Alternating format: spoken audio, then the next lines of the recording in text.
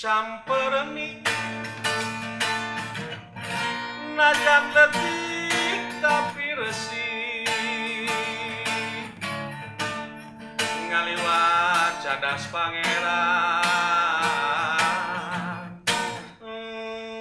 kota Sumedang.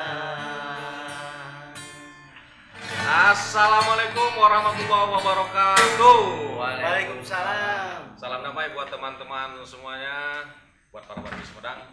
Saya WK Sedegar. Saya Jack. Kami bukan Tuhan. Di channel ini kita akan membahas tentang tentang pengetahuan, Tidak akan menyalahkan, tidak akan mendiskreditkan, karena kami bukan Tuhan.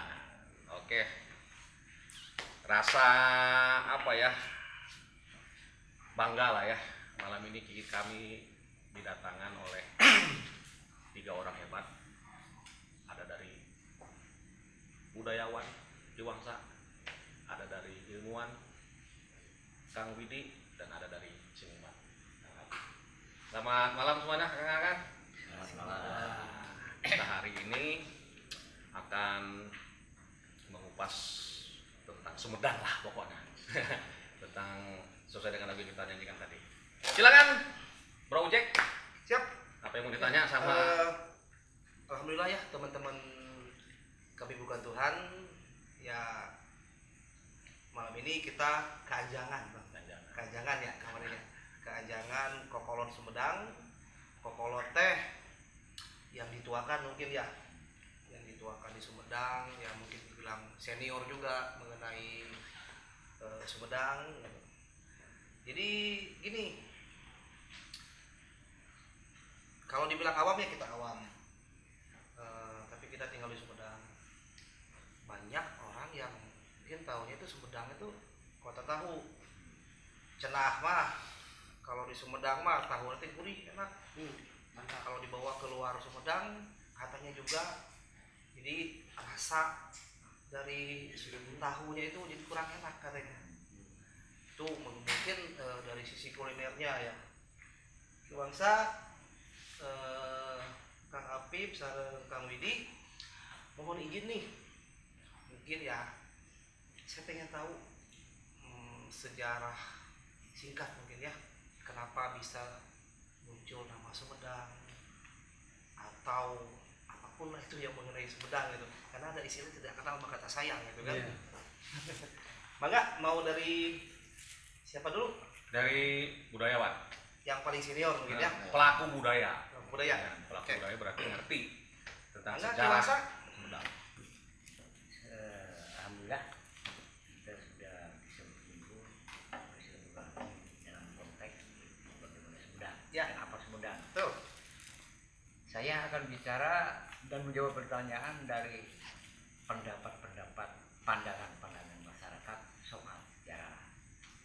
Kalau pandangan akademis, ya mungkin ada 3 ranah yang harus kita kupas sebetulnya. 1 dinasti, 2 prasasti, 3 prasasti. Inilah bingkai sejarah secara akademis. Oke. Karena saya juga punya referensi lain di kamu ini bicara pandangan masyarakat. Nah, sebelum saya menjelaskan soal sejarah Sumedang, menjawab soal tahu. Tahu itu pasagi putih, walaupun digoreng jadi kuning tetap putih. Sumedang itu pasagi. Nah, jadi beye tapi pasagi. Karakter orang Sumedang. Jadi tahunya oke nilai filosofinya ya. Ada filosofi. Topik ini juga ada filosofinya. Bukan Sama. pakai sih. Beda. Soal Sumedang dari aspek nama dulu itu banyak versi di masyarakat. Ya. Tapi bukan apa salah. Itulah pandangan. Karena pandangan itu merupakan satu bagian dari budaya. Pandangan bagian dari budaya. Ya. Ada yang mengatakan Sumedang dari insur Medan pandangan. Silahkan. Ada Sumedang dari Kirata, Medang, Sunda, Medang, Cahaya, Sunda. Pokoknya macam-macam. Nah, kalau sejarah ini mau ditanyakan sejarah politik atau sejarah kebudayaan? Aja secara umum aja mungkin Pak Kiwangsa. Nah, kalau berdasarkan pandangan masyarakat, Sumedang ini memang kita mesti tumpang tindih di data. Hmm. Karena sejarah itu harus fakta, ya bukan cerita raya, bukan mitos, berdasarkan fakta dan ada tulisan data primer. Ya, saya akan ceritakan berdasarkan data primer, ya tulisan-tulisan. Nah, Sumedang ini lahir tidak seperti ada data abad 78. Kalau kita runtut dari urutan kronologis itu, ada masa kekuasaan 220 tahun, logika sejarahnya tidak jalan. Ada tulisan-tulisan yang sudah ada angkanya. Ya. Sumedang Larang itu cikal bakalnya Temong Agung. Walaupun Temong Agung bukan kerajaan seperti biasa, tapi kerasian, Bersih, gitu kan? Bukan terjadi tatanan kerajaannya. Itu kan Sumedang Larang yang membuat tatanan, gitu kan? Itu yang sumber. Nah, jadi Sumedang itu menurut catatan sumber dari Panjalu, dari Limbangan, dari Cirebon itu ada penetapan tahun. Jadi Temong itu 1468 gitu. Ya, 1468. Nah, itu Temong Agungnya. Nah, sedangkan Bangkit ke Sumedang itu setelah pindah ke sini nih Kukutamaya. Oh iya. Jadi Sumedang itu ada Oh jadi 1468 bukan Ki? Ya. 1468 itu belum Sumedang? belum ada kerajaan seperti tatanan kerajaan. Gitu. Tapi baru kerasian. Ini Sumedang itu kayak kerajaan.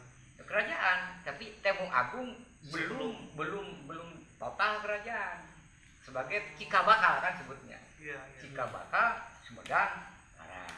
Itu 3 kali peralihan. Ya. Dari Kampung Muara pindah ke Ciguring, pas Kutamaya Sumedang bangkit. Jadi mulai Ratu Inten Dewata. Nah, di situ Sumedang bangkit. Nah, gitulah. Itu singkatnya seperti itu. Tokoh-tokoh yang tertera di catatan para akademisi itu memang kesananya itu belum tercatat. Oh, jadi masih ada sejarah Masih sebelumnya. tumpang tindih data gitu. Jadi belum ada seminar sejarah Sumedang menjadi sebuah rujukan dari Inten Dewata ke sana. Oh. Saya belum bisa mengatakan tahun. Wah, kayaknya mau panjang juga ya. Kita Panjang, ceritain. kalau sejarah Sumedang ini Dari harus awal. seminar dulu lah. Karena Karena ada 4 data, data ya. 4 data yang harus diuji gitu. Itu bagian akademisi dan para pelaku-pelaku dan terah-terah. Iya. Kita Sumedang hanya saya bisa mengupas satu nama, banyak versi, mana yang mau dipilih, monggo. Ya. Kalau versi saja, Sumedang berasal dari Medang Larangan. Jadi kita baru bajagan. Jadi jauh sebelum abad Masehi. Lama bang. Menurun. Kelamaan kalau ngebahas Jauh apa? sebelum jauh. abad Masehi ya. Cuman kan cerita itu turun temurun. Iya. Nah, jadi banyak versi mana pada dipilih mana. Makanya kita saya Versinya apa aja? Apa? Versinya apa aja? Versinya itu tadi itu Sumedang, isu Medangan, ada isu betul. Medal, isu Wah. Medang, gitu kan, macam. Nah, itu tidak menjustifikasi itu salah, gitu kan, karena belum ada rujukan berdasarkan akademis kalau sejarah. Kalau cerita rakyat mah nggak banyak, gitu lah. Nah, kira-kira itulah. Ya, siap. Jadi saya akan cerita kebangkitan Sumedang ini zaman Ratu Inten Dewata sampai yang bisa turun itu raja terakhir, pelimpahan dari Pajajaran. Nah, kayak Binokasi itu bukan dititipkan menurut dalam referensi sejarah, tapi diserahkan. Nah, kalau diserahkan berarti sebagai penerus Pajajaran. Nah, jadi Raja Sunda terakhir itu di Sumedang Larang dari Wal Hiru. Peradabannya awal di sini, kembali ke sini. Kira-kira gitulah. Bang. Nah, dari sejarah itu ya, dari sejarah Sumedang itu. Tentu kan di sana banyak melahirkan keturunan. Misalnya lahirlah budaya, lahirlah agama, lahirlah knowledge, ilmu pengetahuan. Nah, kebanyakan kita kan selalunya memisah-misah nih antara ilmu, budaya, agama. Nah, bagaimana ini menurut Anda? Harusnya kan itu semua ada korelasinya. Tapi sebelumnya kita punya adab ya buat ke depan juga buat kawan ini. Sebelum saya bicara ya kita berdoa lah untuk diri kita masing-masing dulu. Ya, anak istri. Begitupun untuk ibu bapak dan leluhur.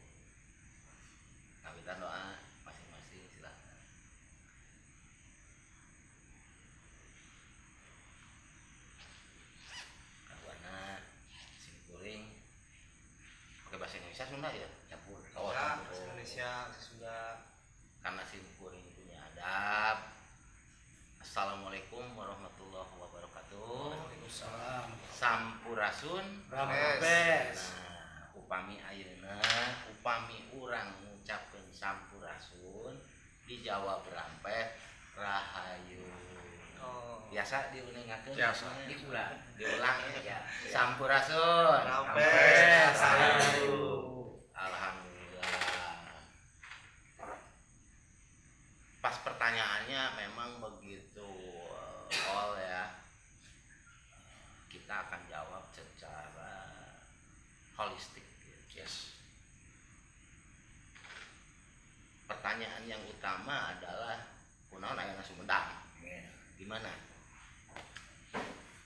Sebetulnya perjalanan tahun memang kita juga sepakat sama budayawan ini ya, kalau tahun gitu. Karena sudut pandang kita dari holistik dan linguistik atau etimologi, bahwa apa yang dinamakan Tembong Agung itu sebetulnya Prabu Guru Aji Putih pertama dia turunan dari Galuh. Kebetulan dia seorang resi yang taat pada Tuhannya. Maka pada zamannya itu muncullah secara norma tembong keagungan. Artinya tembong agung itu munculnya seseorang gitu yang dekat sama Tuhan dan dia adalah ahli pikir. Kalau saya sejajarkan dengan Aristoteles ya bisa jadi. Ini menurut artian saya statistik. Terus kedua, ada yang namanya suatu tatanan dulu ya, yang saya analis itu Tungku Tilu Jangka Opat itu dulu di, kalau sekarang tuh Cimarga kalau nggak salah ya, bahwa di sana sudah terjadi pertemuan besar pada zamannya ya. Pertemuan besar mungkin kalau secara oriented nasional tuh selalu disebutkan Nusantara gitu ya. Nah, raja-raja itu berkumpullah di sana untuk membicarakan apa? Membicarakan tentang agama, budaya, dan ilmu. Maka dalam beberapa kitab atau beberapa artefak disebutlah Mandala Himbar Buana. Mandala Himbar Buana kalau diistilahkan kita zaman now sekarang itu adalah forum. Mana yang berbuana teh? Nah, kenapa di Sumedang? Nah, itu satu pertanyaan ya. Kenapa di Sumedang? Kok bukannya di mana-mana? Kenapa di Sumedang? Kenapa itu, Pak? Nah, hal yang mustahil ini karena di Sumedang ini dulunya Sumedang ini karena merupakan seorang ahli fikir yang taat pada Tuhannya. Dia sudah mengenal Tuhan, sudah mengaku Tuhan, dekat dengan Tuhan dan lain sebagainya. Orang-orang lain itu belum bisa mengenalnya. Maka dia belajar di Sumedang. Belajar tentang agama, belajar tentang ilmu, belajar tentang budaya. Kalau secara bahasa sekarang, Para raja Nusantara itu, Kang. ya kalau kita sebut Nusantara. Nusantara ya. Ya, dan pada akhirnya bukti sekarang kami hampir dari pelosok ya. Saya tidak mengatakan alam dunia ya. Ini pelosok yang dekat lah, pelosok di Indonesia sendiri, karena mereka mengaku bahwa ini adalah tanah leluhurnya yang sudah bisa dipastikan. Nah, terus kedua, kenapa orang, sistem apa yang dipakai pada saat itu? Sistem yang dipakai adalah bahasanya pada saat seseorang ahli pikir itu dekat dengan Tuhannya, itu bahasa tatanan yang normanya ada pada saat itu disebut Prabu. Prabu. Nah, kalau Anda sering belajar tentang apalah kebatinan atau belajar tentang apa, bahwa sudut pandang saya secara holistik, kalau sekarang mah Tembong Agung ini orang yang taat Tuhan tapi ahli pikir, mungkin cerdas. Ya. Ini yang menerima, kalau saya katakan wahyu itu tidak etis lah, karena kita Terminologinya sebagai beda orang ya. Muslim ya. Tetapi kalau secara etimologi itu yang mendapatkan pesan dari Tuhan. Ini Sumedang. Nah, di perjalanan untuk membangkitkan semua, maka zaman itu dikatakan zaman Sangyang. Sangyang itu zaman. Artinya teh. Artinya pada saat peradaban Sundanya masih berjalan. Sunda ini peradaban. Peradaban ya. Kalau sekarang peradabannya zaman apa? Milenial. Ya, berarti sudah Rock and roll. suku atau memang istilah lebih luasnya Kalau peradaban? menurut pendapat saya secara logika, Sunda itu adalah peradaban. Kalau bahasa sekarangnya itu tatanan. Oh iya. Gitu. Nah, ini yang menjadikan persuasif seperti itu. Di zaman kesininya kebetulan punya putra namanya yang Prabu Taji Malela, yang mereka pun berdiskusi kembali, maka dia dalam cerita rakyat dan fenomenal ya, dia melihat lagi bertapa, melihat satu cahaya ya, maka dia selalu mengemukakan ingsun medal ingsun madangan, kuring lahir kuringnya angan. Artinya itu arti harfiah gitu. Arti yang sebetulnya pada saat dia menemukan, mungkinlah bahasa ringan kita ini wangsit, bahwa setiap orang-orang yang berilmu, yang berbudaya Yes. dan beragama Yes. itu harus bisa menerangi. Itu intinya. Itu intinya. Nah, pada saat seperti itulah maka kembali ke para leluhurnya bahwa udah disinilah saatnya Sumedang Larang. Nah, Sumedang Larang ini menurut holistik yang saya temukan adalah tanah para pemimpin. Itu Arti Sumedang Larang teh. iya, Tanah para pemimpin. tanah para pemimpin. Siapapun yang di Sumedang pasti berasal dari Sumedang. Nah, ini secara kalau bahasa sekarang nilai-nilai kearifan lokal. Kalau zaman now kan sekarang ada yang ngaku-ngaku bahwa Nabi ini di sini, ya itu sah-sah saja. Iya. Seperti itu pendapatnya ya. Di perjalanan maka muncullah orang-orang barat, orang-orang timur, dan orang-orang utara. Pas pada saat mereka mendarat ke kita, di mata mereka ternyata masyarakatnya ini sudah terorganisir. Makanya mereka selalu mengatakan, "King, mana rajana?" Gitu. Maka secara norma untuk memudahkan informasi bahwa ini adalah kerajaan. Jadi sebetulnya bentuk atau apa istana kerajaan itu sendiri tidak ada di Sumedang.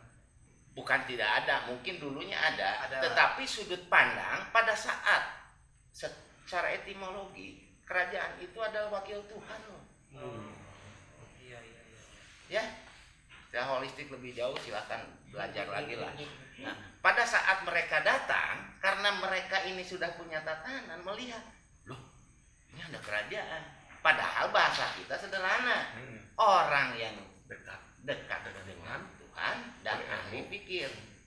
Kalau sekarang orang cerdas, Iya. makanya saya bilang, mari kita bandingkan sama Aristoteles. Ya kalau pada sepakat gitu juga. Nah, ini, tiba-tiba, pada zaman ini nih, yang barusan budayawan ceritakan, pada saat zaman Eyang Santri sama Ratu Inten Dewata itu terjadi perkawinan antara turunan Nabi dengan turunan Prabu. Kalau turunan Nabi ini Sayyid loh, orang kalau bilang. Kalau turunan dari Prabu ini ningrat namanya, maka menikah. Gitu. Maka muncullah dengan bahasa mungkin ya orang tua kita punya tujuan atau apa ya. Surya Kusuma Hadinata itu gelarnya. Gitu. Di perjalanan karena kerajaan-kerajaan muncul termasuk kerajaan Mataram, maka muncullah kepemerintahan Mataram untuk memudahkan informasi seperti tadi orang-orang timur, barat, sama utara menyebutnya itu kerajaan, pemimpinnya pasti sebutannya itu kingdom loh. Tiba-tiba orang Mataram ya sebutan untuk para pemimpin daripada lieur merenang di Jawa, di Sumatera, maka selalu ada ungkapan bupati. Itu hanya ungkapan, Sebutan ya. bukan menurunkan jabatan atau bukan menurunkan status sosial sampai hari ini. Jadi bupati itu adalah sebutan untuk pemimpin. Yes. Hati-hati, makanya di sini sering terjadi peraduan. Apa istilah Sunda itu panggeden ya? Panggede. Ya kalau kesininya mungkin istilah Sunda adalah bukan panggede, karena di kami setelah melihat membaca ya orang-orang tua kita, Iya. secara eksplisit bupati itu adalah babunya pati rakyat gitu. Oh, pelayan mungkin. Ya memang pemerintah Pelayan makanya masyarakat. pelayan kok. Iya, betul. Nah, jadi kita tidak bisa menyalahkan itu juga. Nah di perjalanan, jadi sebutan bupati. Nah kebetulan waktu itu yang lebih dominan itu Belanda, menyebutnya itu reken. Gitu. Ya. Secara tatanan maka terbentuklah norma-norma bahwa Sumedang ini adalah bentuknya secara kepemerintahannya masa lalu adalah kerajaan. Itu tidak bisa dipungkiri. Gitu. Bisa potong nggak tuh? Ya. Tadi Sumedang itu sejarahnya adalah kerajaan. Iya, secara kepemerintahan. Tapi ada istilah sekarang yang berkembang, keraton Sumedang Larang. Hmm. Itu gimana tuh? Kalau menurut pendapat saya balikan juga. Karena ini masuknya dalam satu tatanan. Ini bahasa yang sederhana ya. Saya tanya, bahan baku comro apa sih? Sampai Sepakat. Ya. sepakat. Kita zaman now nih Ya. masih sepakat bahwa combro itu terbuat dari bahan bakunya sampe. Bentuknya mau bulat, Sampe, mau siko. kecil, mau gede, mau bentuknya seperti apa, mau dikasih keju, mau dikasih apa, tetap namanya Combro. hanya ada tambahan combro keju.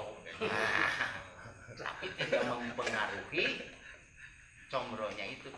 Ini disebut tatanan.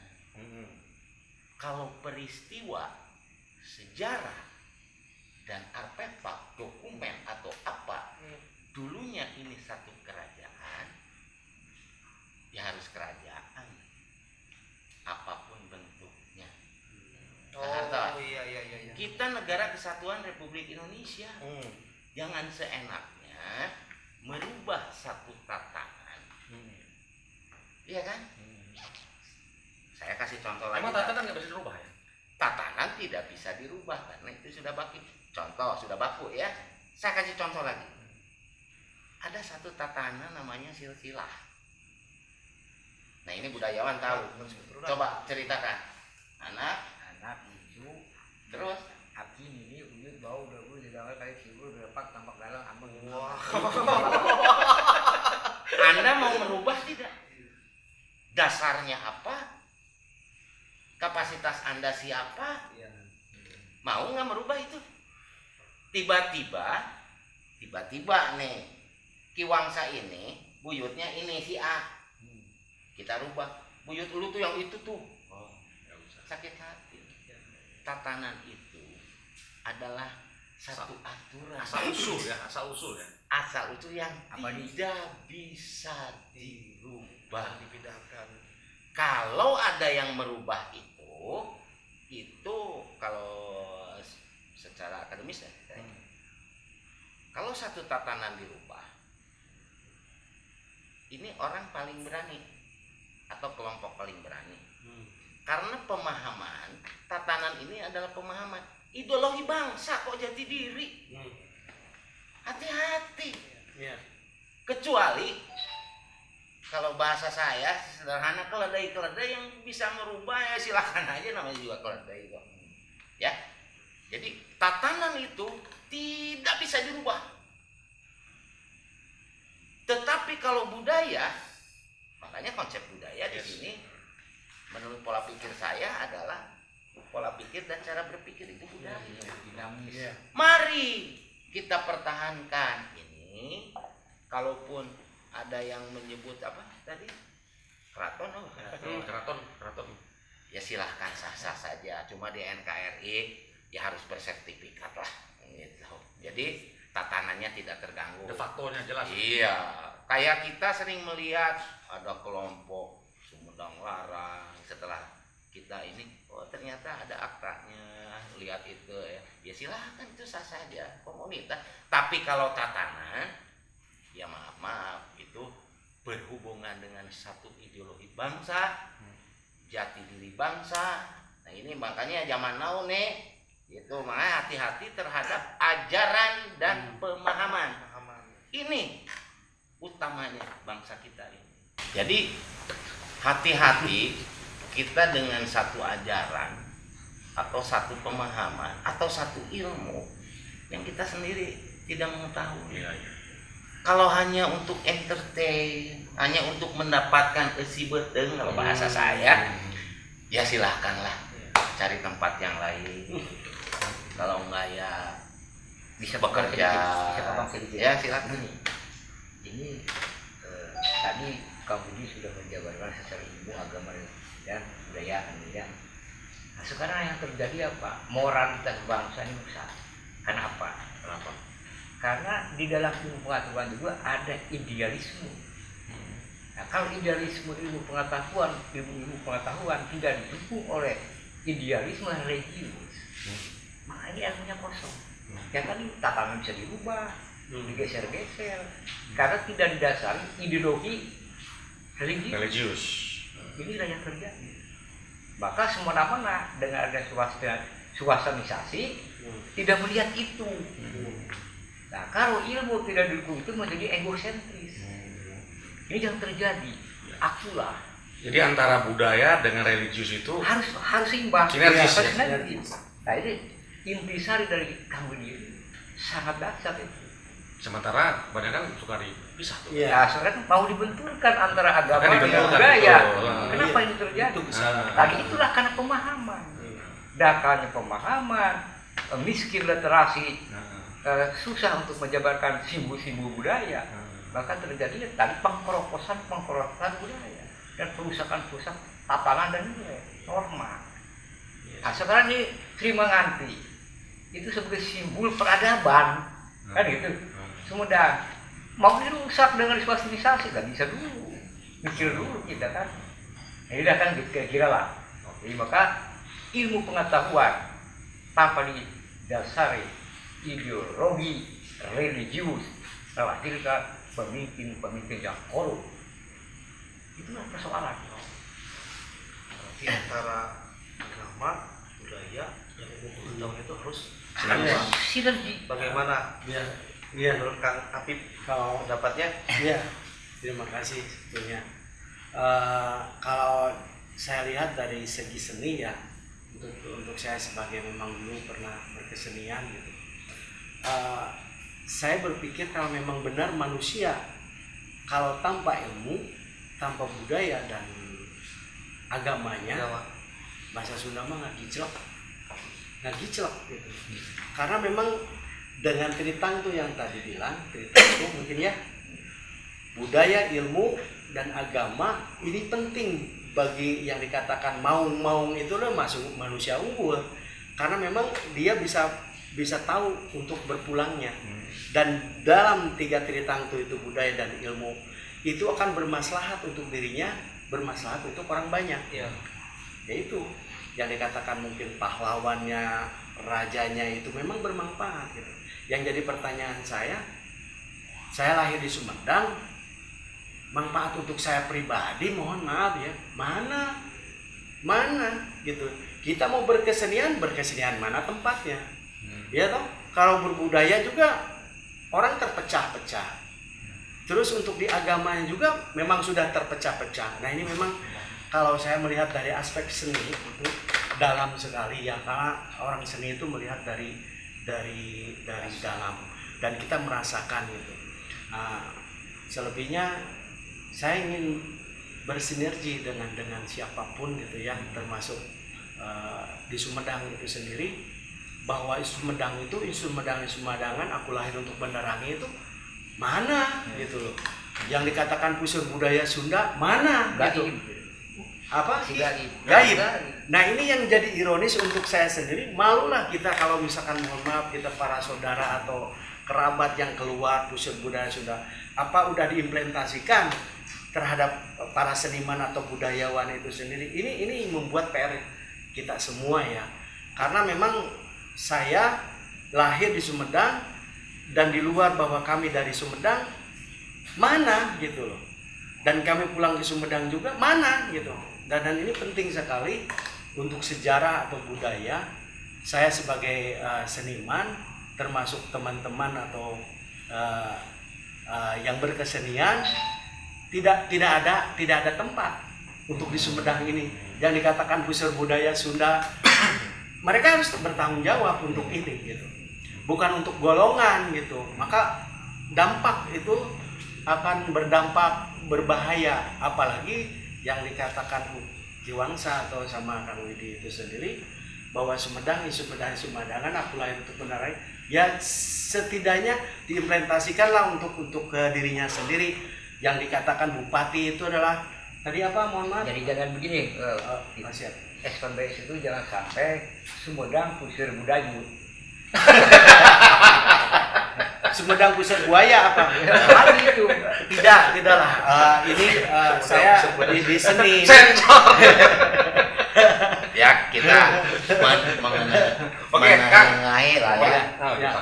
Siap. Barusan dengan bahasa Budaya. kalau bisa anekdot lah ya. Ya, bercanda. Artinya begini, siapapun orangnya yang ingin memaslahatkan dengan ilmunya, menjadikan masyarakatnya berjiwa budayanya kembali muncul, kita apresiasilah sama ya rekan-rekan yang mencanangkan konsep tersebut. Gitu. Bagus, brilian.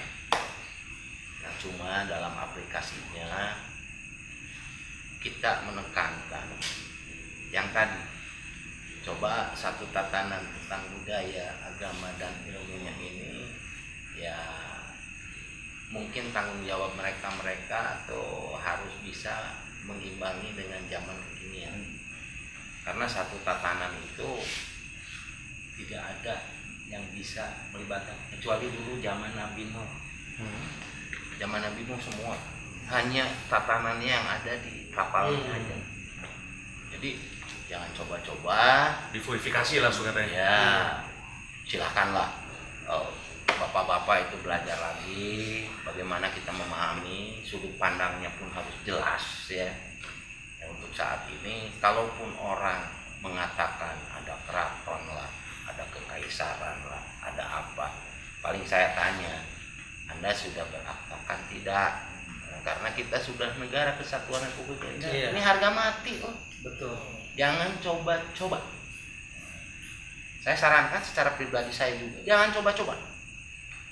Leluhur kita membuat negara ini bukan dengan air ludah bos, atau bukan dengan kebohongan, Itu pakai jiwa dan darahnya. Itu aja Oke, pesan saya. terima kasih banyak nih akang-akang, Kang Widi, Kang Apip, Ki Wangsa.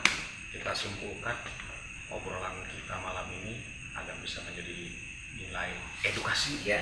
dan menjadi sebuah inspirasi, terutama khususnya bagi wargi Sumedang. Amin. Oke, teman-teman kami bukan Tuhan, kita buat konklusi hasil obrolan kita pada malam hari ini. Budaya, ilmu, dan agama merupakan simbiosis mutualisme yang siogianya bersinergi, tidak terparsialisasi. Amin. Setuju boleh? Setuju. Enggak juga enggak apa-apa. Karena bukan tugas kami untuk membuat kalian terkesan. Karena kami bukan Tuhan. Jangan lupa subscribe, like, comment, and share. Kami pamit. Assalamualaikum warahmatullahi wabarakatuh. Sampurasun. Rampes. Rahayu.